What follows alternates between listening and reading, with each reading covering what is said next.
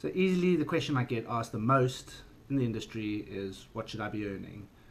And it made me do a lot of thinking about, okay, there's clearly a lack of information, and also there's a lack of education actually about what market related salaries are. And it doesn't matter what industry it is. Obviously we're looking at this from an asset management sector point of view. But just jogging back a bit, so I did quite a lot of research into the whole history of employment and compensation, and for as long as there's been employment, either formal or informal, there's always been an expectation of a fair day's work for a fair wage. And that kind of still resonates today. Going back in history, people used to get compensated with salt or beers or food rations or lodgings, for example.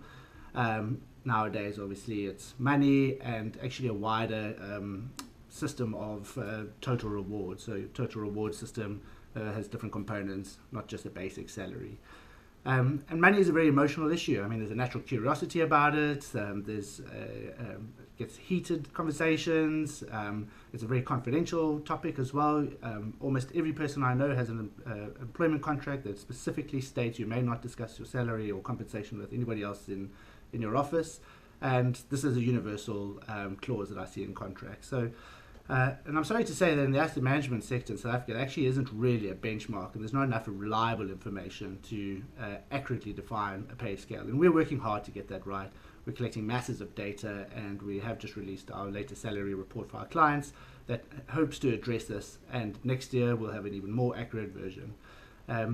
And there's a diversified spread. I mean, I know an analyst with 4 years experience earning 550,000. I know an analyst with 4 years experience earning 850,000. Same job, same coverage, similar sized firms.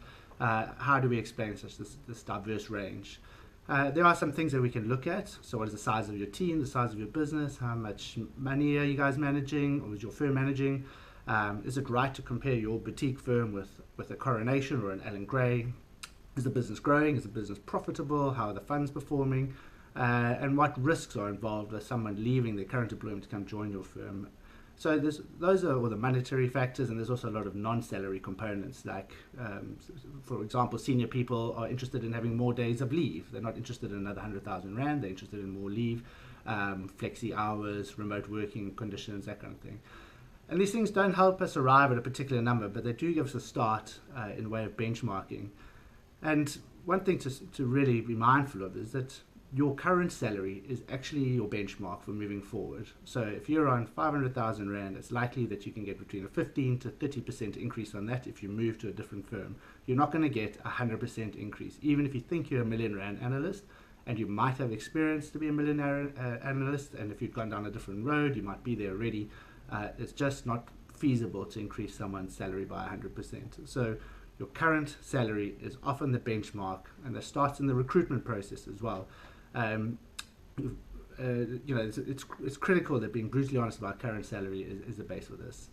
One thing that is something I see an awful lot, and actually is quite lazy, frankly, is that companies advertise jobs and they put a location, they put a lovely job advert, and then they say compensation on offer is market related salary. This is actually a very lazy way of advertising, and it's a very lazy way of trying to attract good people. Great talent will just simply not be interested in applying. They don't know where their CV is going. They don't know who's reading it. And you might be thinking a 400,000 Rand analyst, and you actually want someone over R1 million to apply to that. And they might do it. You have a conversation, and then suddenly you realize your poles apart, and actually a lot of time is wasted. Worse than that, a lot of reputations are at stake. So I plead now with employers in the industry in South Africa, make sure you advertise your jobs specifically with a salary range. It's not giving away any secrets, it's not giving away any confidential information. It's just saying this is what we are prepared to pay for the skills that we need for our business right now, and you will get immeasurably better applications. The final thing is really making sure your firm is rigorously interrogating total compensation often. What happens is firms grow quite quickly over a period of years, and suddenly they find that they're lagging behind in terms of how they structure their pay, and it only takes 2 or 3 really top people to leave their firm to actually become a catalyst for looking at your compensation system. So make sure you're working on it immediately.